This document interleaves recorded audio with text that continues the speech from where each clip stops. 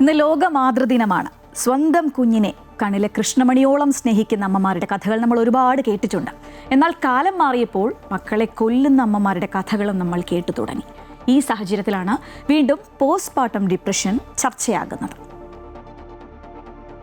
ഇന്ത്യയിൽ നടത്തിയിട്ടുള്ള പല പഠനങ്ങളും പറയുന്നത് 14 മുതൽ 26% വരെ സ്ത്രീകളിൽ പോസ്റ്റ്മോർട്ടം ഡിപ്രഷൻ മൂലം പ്രശ്നങ്ങൾ അനുഭവിക്കുന്നവരാണെന്നാണ്. അമ്മമാർ മക്കളെ കൊന്നുവെന്ന വാർത്ത നമ്മളിൽ പലരെയും ഞെട്ടിക്കാറുണ്ട്.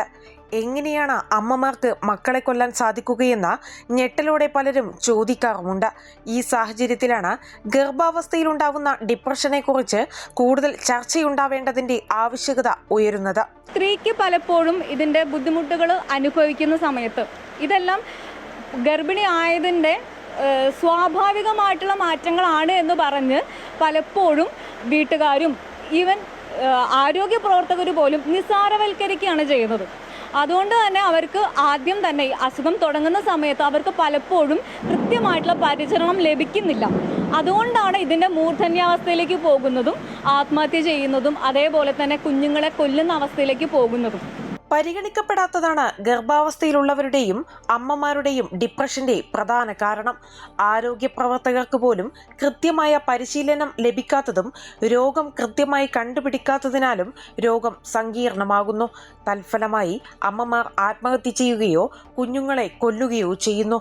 കുടുംബത്തിന്റെയും സമൂഹത്തിന്റെയും പരിഗണനയും പിന്തുണയുമാണ് അമ്മമാർക്ക് വേണ്ടത്. ശാരീരിക പ്രശ്നങ്ങൾ മാത്രമല്ല, ഫാമിലിയിൽ ഉണ്ടാകുന്ന പ്രശ്നങ്ങൾ, ഇപ്പം ഭർത്താവിൻ്റെ അടുത്ത് ഒന്നുണ്ടാകുന്ന പ്രശ്നങ്ങൾ, പ്രോപ്പറായിട്ട് സപ്പോർട്ട് ഇല്ലാത്ത ഒരു കുടുംബം, ഡൊമസ്റ്റിക് വയലൻസ്, ഇങ്ങനത്തെ അവരുടെ ചിലപ്പം പലപ്പോഴും അൺപ്ലാൻഡ് ആയിട്ടുള്ള പ്രഗ്നൻസീസ്, അങ്ങനെയുള്ള പ്രശ്നങ്ങളും സാമൂഹികമായിട്ടുള്ള പ്രശ്നങ്ങളും ഇത്തരം ഒരു പ്രശ്നങ്ങളിലേക്ക്, അതായത് മാനസികാരോഗ്യ പ്രശ്നങ്ങളിലേക്ക് സ്ത്രീകളെ നയിക്കുന്നുണ്ട്. ഒരു സ്ത്രീ ഗർഭിണി ആകുമ്പം അവർക്ക് ആദ്യം വേണ്ടത് ഒരു സപ്പോർട്ടാണ്.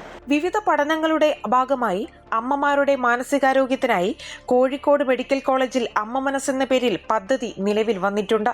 2018 ആരംഭിച്ച പദ്ധതിയിലൂടെ പ്രസവത്തിന് മുമ്പും ശേഷവും അമ്മമാർക്ക് ആവശ്യമായ എല്ലാവിധ കൗൺസിലിങ്ങുകളും ഉറപ്പുവരുത്തുന്നുണ്ട്. അമൃത ന്യൂസ്, കോഴിക്കോട്.